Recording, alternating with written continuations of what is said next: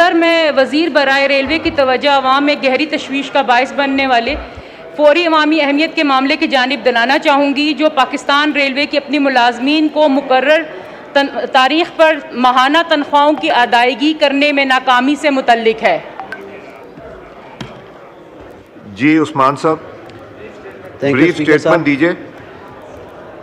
Basically Pakistan railway को जो payment करनी होती है सैलरीज़ की मद में या पेंशन्स की मद में, वो ग्रांट इन एड के इंतज़ार में रहती है। तो अगर इस मसले को हल करना है, उसका सिंपल तरीका ये है कि फाइनेंस मिनिस्ट्री जो है ये पेमेंट ग्रांट इन एड की वो इंस्टेड ऑफ मंथ के स्टार्ट में देने के, वो पिछले मंथ के एंड में दे दे, तो ये पेमेंट ऑन टाइम हो सकती है। Thank you. जी आलिया साहबा, एक सवाल कीजिए। सर, इस मामले के ऊपर मोहतरम साद रफ़ीक साहब ने कहा था कि इस मामले को जल्द अज जल्द हल करेंगे पिछले साल। सर, मतलब गुज़िश्ता जो है 3 सालों से ये मसला चलता है। Please order in the house. ज़रा सा आहिस्ता अगर बात करें तो ये क्वेश्चन जो पूछ रही है वो सुनाई देगा। सर, ये मसला अभी का नहीं है, गुज़िश्ता 3 सालों से सर ये रेलवे के जो मुलाजमीन हैं, जिनमें से 85% सर जो हैं वो लोअर ग्रेड से उनका वो ताल्लुक़ रखते हैं। सर, उनकी तनख्वाहें इतनी ज़्यादा नहीं होती, उनको माहाना तनख्वाहें जो हैं उनकी एक तो बर वक्त अदायगी नहीं होती, और दूसरा निस्फ मंथ ख़त्म होने के बाद जो है सर उनको 18 तारीख, 17 तारीख, 19 तारीख को सर उनको तनख्वाहें मिलती हैं। सर, इनकी कोई अपनी तो कोई बचतें नहीं होती हैं कि वो जो है उसमें से खर्च कर सकें। महीने के शुरू के अंदर सर आपके यूटिलिटी बिल्स होते हैं, उनको पे करना होता है, इनको बच्चों की फ़ीसें होती हैं, घर का राशन भी सर अर्ली डेज़ के अंदर जो डलवाना होता है। तो इस तरह से अगर उनका जो पेमेंट का शेड्यूल है, जब उनको तनख्वाहें नहीं मिलती हो तो बुरी तरह से सर मुतासिर हो जाता है, और उनकी ज़िंदगी को जो है मज़ीद इस तरह से मुश्किल बनाया जा रहा है, क्योंकि वो एक डंक टपाने वाली तरीके से सर वो ज़िंदगी गुजार रहे होते हैं। मोहतरम, इसी तरह से जो उनकी पेंशन जो है सर, ये जो बेनिफिट जिसमें ग्रेजुएटी और लीव इनकैशमेंट है सर, 3-3 साल गुजर गए हैं। मुलाजमीन की वफ़ात हो गई है सर। रिटायरमेंट की एज होती है, उसमें उन मुलाजमीन की सर ज़रा हाउस को इन ऑर्डर करवा दें। जी सर। जी सर, ये मेरा ख्याल है आप 1 मिनट खामोश हो जाएं।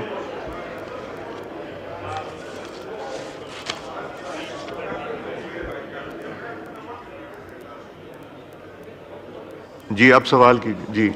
जी सर, मैं ये कह रही थी कि जो इनको ग्रेजुएटी मिलती है और जो इनके इस तरह से ये पेंशन के जो बेनिफिट्स हैं सर, रिटायरमेंट की एज इस तरह की होती है कि उनमें उनके बच्चों की उम्रें होती हैं शादियों की, और उन्होंने बहुत उम्मीदें वाबस्ता की होती हैं, उनसे सरकारी घर भी छिन जाते हैं सर। तो इस तरह से उनको 3-3 साल गुजर गए हैं कि उनको ये बेनिफिट्स नहीं मिल रहे। तो सर उसके ऊपर भी गौर किया जाए।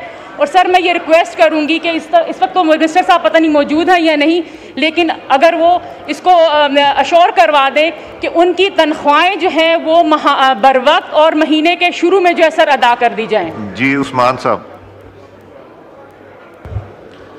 सर, जैसे पहले मैंने सबमिट किया है कि ये सैलरीज़ और ये पेंशन्स ग्रांट इन एड के थ्रू कंप्लीट होती हैं। मैं आपको मिसाल दे देता हूँ, शायद बहन को, फेलो मेंबर को वो बेहतर समझ आएगी।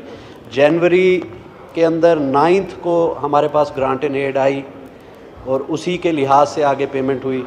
फरवरी के अंदर 6 को, मार्च के अंदर 4 को, मई के अंदर जो है वो भी 4 को, जून के अंदर 4 तारीख को, अगस्त के अंदर पहली को आ गई। तो ये जब तक हमें फाइनेंस मिनिस्ट्री की तरफ से ग्रांट, मगर आप दे देते हैं, टाइम पे दे रहे हैं, अभी तक टाइम पे दे रहे हैं। डिले की बात कर रही हैं मैम? जी हाँ, डिले। हाँ, तो जब हमारे पास ग्रांट इन एड आती है हम उसको प्रोसेस करके आगे दे देते हैं। अगर इसको डिले को हमने शॉर्ट करना है तो फाइनेंस मिनिस्ट्री से मेरी रिक्वेस्ट होगी कि वो इसको थोड़ा पहले भेज दें। नहीं, मगर फाइनेंस मिनिस्ट्री ना, this is between you and the finance ministry. आप उन गरीबों के अगर रोकेंगे वो खाएंगे कहाँ से? उन्हें लिख देता हूँ। जी आप प्लीज़ एक और सवाल कीजिए इस पे, इम्पोर्टेंट इशू। जी सर, जो मैंने अभी मुझे पता किया, ये रेलवे ऑफिस जो है हमारा वहाँ से सर उनको तनख्वाह मिली है 17 तारीख को।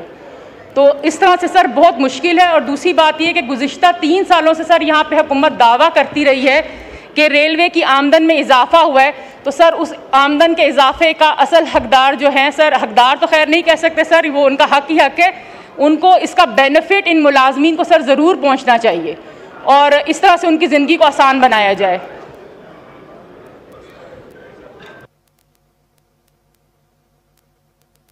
जी अवैसी साहब का माइक खोलें।